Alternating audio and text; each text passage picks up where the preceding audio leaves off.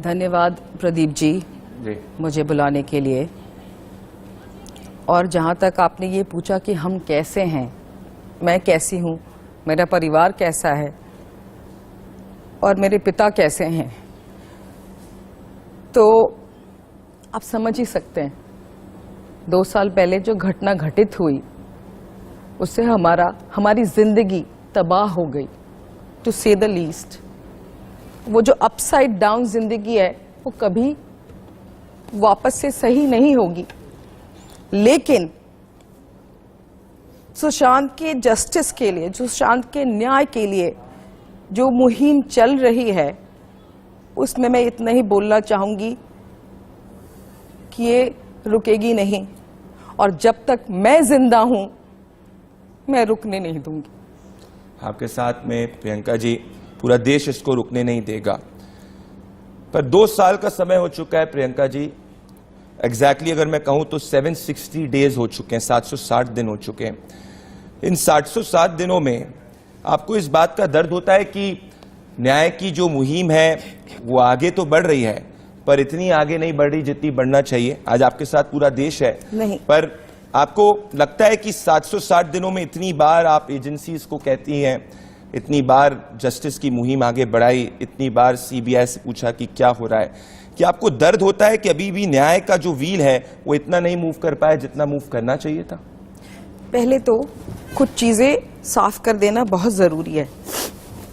For all those people who are emotionally attached to this case, मैं उनको भी संबोधित करते हुए ये कुछ चीजें बहुत क्लियर कर देना चाहती हूँ कि पहली बात तो ये नहीं है कि सुशांत बस चले गए इस दुनिया से।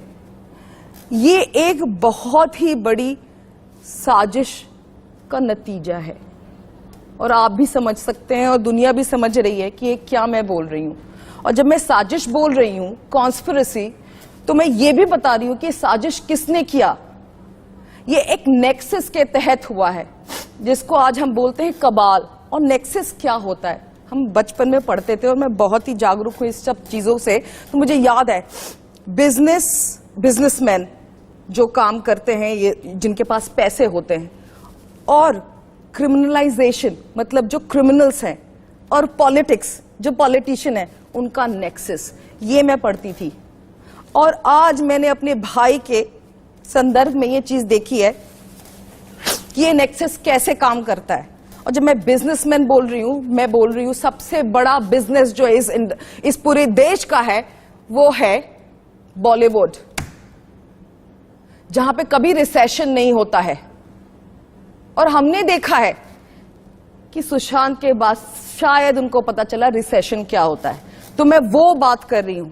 तो जब मैं कॉन्स्पिरेसी की बात कर रही हूं, जब मैं साजिश की बात कर रही हूं और नेक्सस की बात कर रही हूं, तो इस बड़े सी चीज, इस बड़े से कहते हैं ना, इस पैमाने पे मैं चीज रखना चाहती हूं कि ये वहां से फ्लो कर रहा है।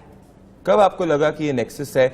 कब आपको समझ में इस बात, ये आपको रियलाइज हुआ कि सुशांत को कोई एक बड़ी सी लॉबी, जैसा आपने कहा कि एक बड़ा कबाल या बड़ा नेक्सस सुशांत को हार्म करने की कोशिश कर रहे हैं? देखिए, ये उनसे जाने से पहले की बात है, क्योंकि आप सुशांत से सबसे करीब थी। बिल्कुल, और हम सोचते भी एक जैसा थे, बहुत ही डिफरेंट, बहुत ही कहते हैं ना बिल्कुल ही रिवोल्यूशनरी वे में जो सोचने की वो जो एक होती है अपने आप में जो हिम्मत होती है, वो सोच के हम लोग थे।